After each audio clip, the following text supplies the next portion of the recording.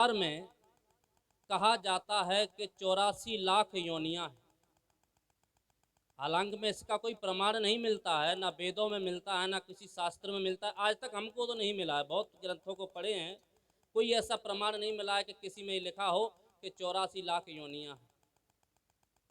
हाँ, वेदों में ये जरूर कहा गया है कि 600 योनियां हैं, कोई गिनती नहीं है। मतलब 84 लाख में बांधा नहीं है, वेदों ने तो 600, कोई गिनती नहीं है। योनियां मतलब अलग अलग प्रकार के जीवाणु, अलग अलग प्रकार के प्राणी। 84 लाख चलो हम मान लेते हैं। इन 84 लाख योनियों में, इन प्राणियों में सबसे बड़ा और सिरमौर कौन है? सबसे अच्छा और सबसे बड़ा कौन है इस सब प्राणियों में? आप जानती हैं माताएं, मैं आपसे पूछूं, जितने भी जीवाणु हैं, पशु हैं, पक्षी हैं, जितने भी संसार में जीव हैं, सबसे श्रेष्ठ कौन है? आप सत्संगी हैं, सत्संग के इस गांव में बैठी हुई हैं और सत्संग में बैठी हैं। आप लोग बताओ, सत्संगी लोग। मनुष्य है। किस लिए है? मनुष्य मनुष्य क्यों है और किस लिए श्रेष्ठ है? मनुष्य श्रेष्ठ क्यों है? मनुष्य के पास अन्न खानियों के पास बुद्धि नहीं है, कहते हैं। मानवीय गुण मतलब बुद्धि। मनुष्य को कहा जाता है कि बुद्धि के बलबूते पर ये सबसे श्रेष्ठ है, ये लोगों का कहना होता है। अब हम फिर दोबारा पूछते हैं कि ऐसा एक भी हमें प्राणी बता दो जिसके पास बुद्धि ना हो। इस संसार में कोई ऐसा प्राणी है जिसके पास बुद्धि नहीं है? कोई भी बता दो एक प्राणी कि हाँ उसके पास बुद्धि नहीं है, उस खानी के व्यक्ति के पास। सबके पास बुद्धि है, लेकिन इस बुद्धि के साथ जो एक और अक्षर लगा हुआ, एक और गुण लगा हुआ है मनुष्य के लिए, वो है विवेक। मनुष्य विवेक प्रधान है, इसीलिए श्रेष्ठ है। बुद्धि तो है, बुद्धि तो उसके पास भी है जिसकी आप संज्ञा देते हैं। जब कोई आदमी आलसी होता है या कोई गलत काम करता है या फिर उसे कुछ आता नहीं है, उसके लिए लोग क्या कहते हैं? इसके पास तो बिल्कुल बुद्धि नहीं है, तो गधा है। उसको क्या कहते हैं? गधा की संज्ञा देते हैं। मनुष्य मानता है कि गधा के पास बुद्धि नहीं होती है। आम बात है, लोग कहते हैं ना कोई कुछ कर नहीं पाता, कहता है एकदम ये आदमी तो गधा है। मतलब इसका मतलब है कि गधा के पास बुद्धि नहीं, समझता है कौन? ये मनुष्य। लेकिन गधा के पास भी तो बुद्धि है। उदाहरण के लिए लीजिए, एक बार की बात है, एक गधा जंगल की तरफ चला गया। अब जंगल में इतना निकल गया कि उस जंगल में उसे प्यास लगी, तो ना कुआं है, ना कोई पोखर है, ना कोई तालाब है, ना कोई झील है। चारों तरफ नाच रहा है प्यासा, तड़प रहा है। दौड़ते हुए इधर उधर देखता है तो उसे थोड़ी दूर में एक पेड़ के बगल में सटा हुआ दो मटके दिख जाते हैं, दो घड़े दिख जाते हैं। और गधा जोर से जाता है दौड़ लगा करके और एक मटके में अपना सिर डाल देता है। जब मटके में सिर डाल देता है तो उसमें से जब उसका सिर बाहर निकलता है तो एकदम पागल जैसा हो जाता है, वो एकदम बेहोश हो जाता है, उसकी एकदम मूर्छा जैसे हो जाता है, वो एकदम स्तंभ खड़ा रह जाता है स्तंभ की तरह, और काफी देर तक एकदम शांत रहता है। जब उसे कुछ देर के बाद होश आता है, थोड़ी उसकी चेतना जागती है, तब बगल वाले मटके में मुंह डालता है और उसमें मुंह डाल करके आराम से पानी पीता है और तृप्त हो जाता है। अब आप लोगों के अंदर में ये प्रश्न जगा होगा कि पहले वाले मटके में क्या था? जो गधा एकदम तड़प गया।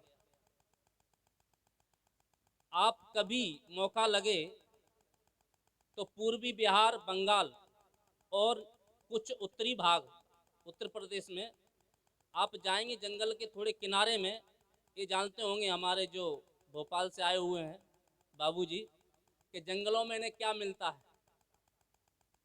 तो जो मिलता है ना, आप लोग समझ गए, मटके जो होते हैं ना, महुए के जहाँ पर जंगल होते हैं वहाँ पर लोग दारू बनाते हैं, और मटकों के माध्यम से वो दारू बनाते हैं। भट्टी बनाते हैं, भट्टी पर मटका रखते हैं, वहाँ पर दारू बनाते हैं, महुए की दारू।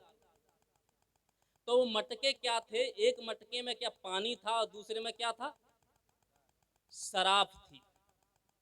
भूल से गधा ने अचानक शराब वाले मटके में मुंह डाल दिया, क्योंकि अति प्यासा था। प्यास के अभाव में वो प्यास से तड़प रहा था, इसलिए जल्दी से डाल दिया। लेकिन जब निकाला तो एकदम बेहोश जैसा हो गया। उसने पिया नहीं, लेकिन बेहोशी उसके माइंड में छा गई। सोचिए, जो गधा शराब के मटके में अपना मुंह डाला और मुंह डाल करके तड़पने लगा, परेशान होने लगा, उसको छोड़ करके पानी पिया। सोचिए गधे के पास कितनी बड़ी बुद्धि है। यदि हम लोगों को पानी की जगह और वो घड़ा होता तो मनुष्य किसको चुनता, पहले दारू को चुनता। ये समझदार सबसे सिरमौर प्राणी है। जो गधा है, जिसको कहा जाता है कि तेरे पास बुद्धि नहीं है, कौन कहेगा कि गधे के पास बुद्धि नहीं है? गधे के पास तो सबसे बड़ी बुद्धि है। उसने दारू को नहीं चुना, लेकिन ये मनुष्य पानी को छोड़ करके दारू को चुनता है। तो ये मनुष्य बड़ा कैसे हो गया? ये मनुष्य को कैसे बड़ा कह सकते हैं कि ये मनुष्य बड़ा है? इससे बड़ा तो फिर गधा है, जो दारू को नहीं छुआ है। दूध नहीं, एक कटोरी में आप चाय रखिए और एक में रखिए दूध, दोनों में, एक में चाय रखिए और एक में दूध रखिए और आंगन में रख दीजिए। जब बिल्ली का बच्चा आएगा तो सबसे पहले क्या पिएगा? चाय पिएगा का दूध पिएगा? बताइए क्यों? उसके पास बुद्धि नहीं है ना। मनुष्य के बच्चे को छोड़िए, फिर मनुष्य का बच्चा पहले क्या लेगा? आज की जो जनरेशन है, आज का जो बच्चा है, सबसे पहले क्या उठाएगा? दूध को ना उठा करके वो चाय को चुनेगा। और हमारे लिए सबसे लाभदायक क्या चीज है? मनुष्य का जीवन किससे सदा है? मनुष्य के जीवन के जो आज पैर खड़े हुए हैं, मनुष्य को जो आज ये जवानी मिली है, अंतिम तक उसे ये जन्म मिला है, जीवन मिला है, किसके बलबूते पर? जब वो जन्म लिया, सबसे पहले उसके मुंह में क्या गया? चाय गई कि दूध गया? क्योंकि वो उसकी प्रकृति है, उसका वो मांग है, और उससे उसका जीवन संवला है। लेकिन जानवर के पास इतनी बुद्धि है कि वो दूध को उठाता है, चाय को नहीं चुनता है। लेकिन मनुष्य के पास नहीं है। तो मनुष्य कैसे बड़ा है? कि मनुष्य को अगर कहा जाए कि बुद्धि से बड़ा है। मनुष्य फिर कैसे बड़ा है? क्योंकि मनुष्य के पास बुद्धि तो है, लेकिन विवेक नहीं है। हम जानबूझ करके उन परिस्थितियों में जी रहे हैं, हम जानबूझकर उन परिस्थितियों को चुन रहे हैं, जिससे हमारा जीवन निरंतर बर्बाद हो रहा है, जिससे हमारे जीवन में हमेशा कष्ट और संताप जाग रहे हैं। उन परिस्थितियों को चुन रहे हैं, उन नियमों को चुन रहे हैं, इसलिए प्राणी दुखी है, ये मनुष्य दुखी है। आपने देखा होगा कि पूरे विश्व में यदि सबसे ज्यादा हॉस्पिटल हैं, तो सबसे ज्यादा किसके लिए हॉस्पिटल है? किसके हॉस्पिटल हैं? और मनुष्य के लिए ज्यादा हैं कि पशुओं के लिए ज्यादा हैं? क्यों मनुष्य के लिए ज्यादा है? सबसे ज्यादा हॉस्पिटल किसके हैं? मनुष्य के। पशुओं के लिए तो बहुत कम है, लेकिन मनुष्य के लिए आपको हर गली में डॉक्टर मिल जाएगा, हर गली में हॉस्पिटल मिल जाएगा। क्यों? क्यों? मनुष्य बुद्धिमान है इसलिए, मनुष्य के पास बुद्धि है इसलिए उसे हॉस्पिटलों की जरूरत पड़ी है। मनुष्य बुद्धिमान नहीं है, इसलिए हॉस्पिटलों की जरूरत है। क्योंकि मनुष्य को ये पता ही नहीं है कि उसे क्या खाना चाहिए, क्या पीना चाहिए, किस चीज का सेवन करना चाहिए, क्या अखाद्य है क्या खाद्य है, ये मनुष्य विवेक रखता ही नहीं। निरंतर पेट की बीमारी से, कैंसर की बीमारी से, अल्सर की बीमारी से, पैरालाइसिस से, पता नहीं कितने रोग इसे गलत चीज सेवन करने से होते हैं। कोई कोई बिरला व्यक्ति होगा संयोग बस जो इन सब चीजों का सेवन नहीं करता है, फिर भी उसे कुछ हो जाता है कोई कारण बस, लाखों में हजारों में कोई एक। लेकिन अधिकांश आज हमारे नए नए युवा 25-17 साल से लेकर के 15 साल से लेकर के 30-35-40 साल तक के युवा आज अपना जीवन दाह कर रहे हैं, आज अपने जीवन को समाप्त कर रहे हैं। तो वो किसकी देन है? अविवेक की और दारू की। अब विवेक है इसलिए दारू पी करके कोई एक्सीडेंट में मर रहा है, कोई दारू पी पी करके गल के मर रहा है, कोई दारू पी पी करके पूरी तरह से बर्बाद होकर के मर रहा है, कोई दारू पी पी करके जमीन बेच के फांसी लगा करके मर रहा है। यही मनुष्य की बड़नता है, इसीलिए श्रेष्ठ है, इसीलिए हमारी सभी प्राणियों में हमको श्रेष्ठ गिना जाता है। यदि हम बुद्धि से बड़े हैं तो हमारी बुद्धि को क्या लकवा मार गया, हमारी बुद्धि को क्या बीमार हो गई है? ये हमारी बुद्धि को जो लकवा मारा है ना, इसका परिणाम बहुत भयंकर होने वाला है। हम तो बर्बाद हो ही रहे हैं, हमारा जीवन तो बर्बाद हो ही रहा है। लोग सोचते हैं कुछ नहीं, क्या लगता है एक दवा लेते हैं काम चल जाता है, टेंशन मुक्त हो जाएंगे एक पौआ पिएंगे तो। लेकिन सोचिए, आपने तो एक पौआ पिया है, एक बोतल पिया है, लेकिन आपकी आने वाली पीढ़ी है जो आपका अनुसरण करेगी, आपके जो पद चिन्हों पर चलेगी, उसका क्या भविष्य कभी सोचा है? उसके लिए कभी आपके अंदर में कोई खलबली मची है कि जो दुर्गुणों में मैं फंसा हुआ हूं, जिस दुराचार में मैं फंसा हुआ हूं, जिस अविवेक में मैं फंसा हुआ हूं, मेरी पीढ़ी का कुछ इसमें भविष्य है कि नहीं? आज जो हमारी नई पीढ़ी है उसके भविष्य को खराब करने में हमारा 75% हाथ है, हमारा ही परिणाम है जो आज हमारे ही अनुसरण करके हमारी जो हमारी जो पीढ़ी है वो गलत रास्ता चुन रही है। मेरा कहने का मतलब है कि मनुष्य श्रेष्ठ तो है, इसमें कोई दो राय नहीं है। किस लिए श्रेष्ठ है? क्योंकि इसके पास बुद्धि है, इसके पास मन है, इसके पास विवेक भी है, लेकिन विवेक को अब विवेक बना करके वो उसका सेवन कर रहा है। विवेकी ना हो करके हमारे ऊपर अनेकों प्रकार के अविवेक बस, अज्ञान बस इन चीजों का सेवन करते हैं और गलत आदतों को हम अपनाते हैं, इसीलिए हमारा जीवन दुखी है। तन को धरने के बाद सब दुखी होते हैं, लेकिन हम जो आदतों से दुखी होते हैं वो हमारे लिए बहुत ज्यादा कष्टदायी होता है।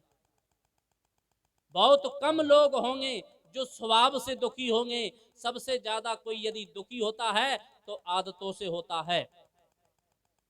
यदि व्यक्ति के स्वभावों से दुखी होता तो व्यक्ति का स्वभाव क्या है? मनुष्य का स्वभाव क्या है? मनुष्य का स्वभाव है प्रेम, मनुष्य का स्वभाव है दया, मनुष्य का स्वभाव है अच्छे आचरण, मनुष्य का स्वभाव है विनम्रता, मनुष्य का स्वभाव है करुणा, मनुष्य का स्वभाव है आपस में प्रेम से रहना, मनुष्य का स्वभाव है सारी की सारी इस सृष्टि को सुंदर बनाने का। ये हमारे स्वभाव हैं। इसके लिए आप उदाहरण ले सकते हैं। यदि आपके अंदर में प्रेम है तो 10-20 साल नहीं, आप जीवन भर खुशी से अपना जीवन जी सकते हैं। और यदि आपके अंदर में नफरत है, आपके अंदर में गुस्सा है, आपके अंदर में बैर है, आपके अंदर में बेमनस्ता है तो आप ज़्यादा दिनों तक नहीं जी सकते हैं। कुछ ना कुछ खटापट हो ही जाती है। अगर हमारे अंदर में प्रेम के विपरीत यदि नफरत है तो हर दिन हर रोज कुछ ना कुछ हमारे अंदर में झल्लाहट होती है और उसके परिणाम स्वरूप हमें दुख मिलता है, लड़ाइयाँ मिलती हैं। क्योंकि जो नफरत है वो हमारा स्वभाव नहीं है, गुस्सा हमारा स्वभाव नहीं है, क्रोध हमारा स्वभाव नहीं है, ये हमारी आदत है। प्रेम अहिंसा हमारा स्वभाव है, करुणा हमारा स्वभाव है, इससे कोई किसी को आपत्ति नहीं है। लेकिन गुस्सा से सबको आपत्ति है, बेमनस्ता से सबको आपत्ति है, चुगलखोर से सबको आपत्ति है, क्रोधी से सबको आपत्ति है, व्यभिचारी से सबको आपत्ति है। इनको सजाएं मिलती हैं। लेकिन आपने कभी सुना है कि कोई करुणा करने वाले व्यक्ति को जेल हुई हो? कभी आपने सुना है जो प्रेम से रहता है उसको कभी थाना जाना पड़ा हो? आपने कभी सुना है जो हमेशा सबके साथ मधुर व्यवहार करता है उसे जन्म कैद हुई हो? सुना है कभी? कभी ऐसा कोई केस मिला है? यहाँ पर पुलिस वाले बैठे हैं, पूछ लो कभी कोई ऐसा केस मिला हो तो। क्योंकि ये व्यक्ति का स्वभाव है। यदि हमारा स्वभाव है तो वहां पर हमें कोई दुख नहीं दे सकता और ना ही हमें कोई दुख हो सकता है। सारे के सारे दुख हमें आदतें देती हैं, गलत हमारी बुद्धि देती है। इसीलिए हमें ये समझना चाहिए कि हम अपनी आदतों पर अंकुश लगाएं। आप सामान्य हिसाब से सोच लीजिए, आपकी आदत क्या है? आपकी आदत है दूध पीना, लेकिन आप धोखे से अज्ञानवश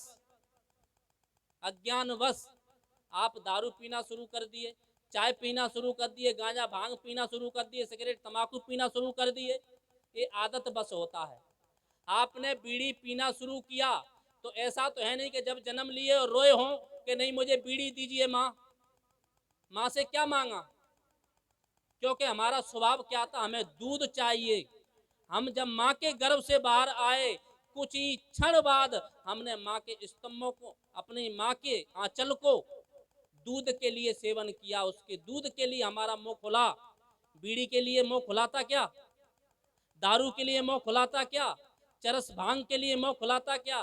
क्योंकि वो हमारी आदत हैं। जो आदत होती हैं वो जन्म के बाद लगती हैं और जो स्वभाव होता है वो जन्म के साथ आता है। स्वभाव हमारे जन्म के साथ मिलता है और आदतें हमें लोगों से मिलती हैं, दूसरे लोग हमें आदतें देते हैं। सबसे पहले हमें यदि बीड़ी पीने का अवसर मिला, सबसे पहले हमें दारू पीने का जो प्याला मिला, सबसे पहले हमें गुटखा खाने के लिए किसी ने हमें पुड़िया दी तो वो हमारे मित्रों ने दी। सबसे पहले आप याद करें कि आपको सबसे पहले किसने दारू का प्याला पिलाया? आपके दुश्मन ने, जिससे आपकी लड़ाई चल रही हो, जिससे आपका मनमुटाव हो, उस आदमी ने तुमको बीड़ी पिलाई क्या? उस आदमी ने तुमको दारू दी क्या? उस आदमी ने तुमको गंजपा पे बिठाना क्या? उस आदमी ने तुमको चरस भांग दी क्या? अगर वो अमृत का प्याला भी देना तो आप नहीं पिएंगे, क्योंकि उसमें भी आपको संदेह हो जाएगा, दुश्मन के हाथ से मिला है, अमृत का प्याला है, दूध का प्याला है, लेकिन आपके अंदर में संदेह होगा कहीं इसने इसमें कुछ मिला तो नहीं दिया, ये मेरा दुश्मन है।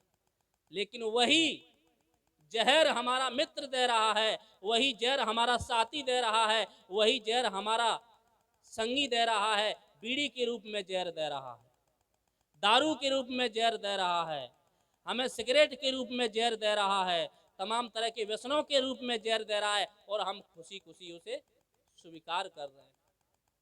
सबसे बड़ा हमारा दुश्मन कौन है? जो हमें गलत आदतों पर मार्गदर्शक करे, जो हमें गलत आदतों को पकड़ाए, जो हमें गलत रास्ते को पकड़ाए, वो सबसे बड़ा हमारा दुश्मन होता है। जो हमारे स्वभाव में अंतर पैदा कर दे, जो हमारे स्वभाव को परिवर्तन कर दे और हमें आदतों का गुलाम बना दे, वही हमारा दुश्मन है। इस संसार में और कोई प्राणी हमारा दुश्मन नहीं है। दुश्मन कौन है? जो हमें गलत रास्ता अपना दे और हमारे जीवन को बर्बाद कर दे। अगर भूल बस किसी से यदि ऐसा हो गया है तो समझने की आवश्यकता है, ठहरने की आवश्यकता है। आप ज्ञानवान हैं, क्यों? बुद्धिमान तो है ही हैं, बुद्धि तो आपको मिली है, लेकिन वो बुद्धि का उपयोग कब होगा? जब आपके पास विवेक होगा। क्योंकि विवेक आपको मिला है, हालांकि मिला सब प्राणियों को है, लेकिन उन प्राणियों को विवेक कैसा है? वो सीमित है, वो उसमें विकास नहीं कर सकते, उसमें ज्यादा सोच नहीं सकते। और पशु हैं, उनका प्रकृति का नियम है, जितना उनको प्रकृति के नियम है, विवेक है, उनकी जितनी दिनचर्या है उसमें सीमित रहते हैं, उससे आगे वो कुछ नहीं कर सकते, क्योंकि उसमें वो अनभिज्ञ हैं, उससे आगे सोच ही नहीं सकते। उसको बुद्धि दी, लेकिन बुद्धि कितनी दी? जितना उसका शरीर का यापन हो जाए और बाल बच्चे पैदा कर ले, इससे ज्यादा उनके पास बुद्धि है ही नहीं। लेकिन मनुष्य के पास बाल बच्चे पैदा करने के अलावा, अपना जीवन यापन करने के अलावा भी बुद्धि है। क्योंकि हर आज जितना भी ये सृष्टि देख रहे हैं, जितना भी संसार का विकास देख रहे हैं, जितने भी आविष्कार देख रहे हैं, जितने भी आप उन्नतियां देख रहे हैं, सब किसकी देन है? इस दो पैर वाले की है, इस मनुष्य की है, इसी की बुद्धि का कमाल है, इसी के विवेक का जलवा है।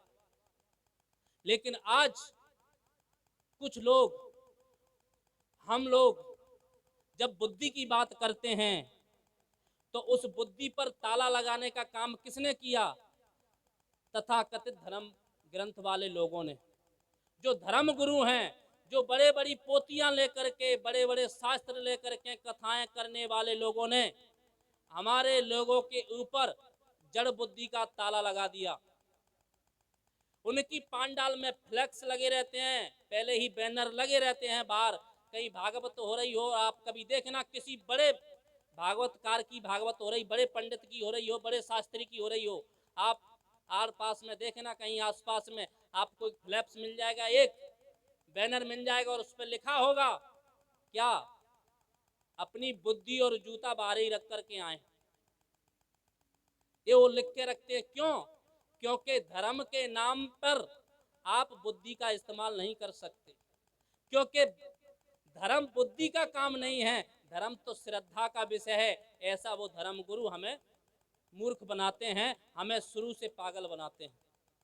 अनादि काल से उन लोगों ने हमारी बुद्धि पर यही तो ताला लगाया, और उसका परिणाम हुआ कि आज तक हमारी स्थिति दयनीय है। आज तक हम विकसित नहीं हो पाए, क्योंकि हम जब उनका अनुसरण करते थे तो कहा जाता है कि बुद्धि और जूता पांडाल के बाहर रखें, क्योंकि धर्म के नाम पर आप बुद्धि का इस्तेमाल नहीं कर सकते। क्योंकि भगवान की कथा में आप बुद्धि का इस्तेमाल करना वर्जित है।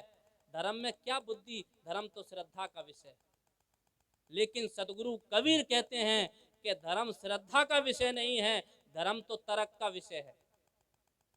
जहां आपकी तर्क संगत हो, जहां पर आपकी बुद्धि में तर्क पैदा हो जाए, जहां पर आपके बुद्धि में क्वेश्चन पैदा हो जाए, प्रश्न पैदा हो जाए, समझ लेना यदि उस पर खरा उतर गया तो वो धर्म आपके मानने लायक है।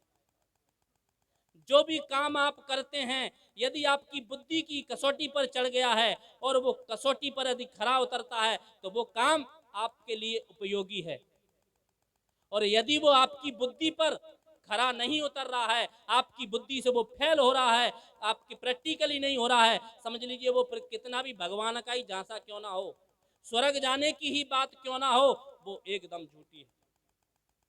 क्योंकि धर्म प्रश्न का काम है। आप धर्म में प्रश्न करिए, धर्म में आप तर्कशील बनिए, धर्म में बुद्धि का इस्तेमाल करिए।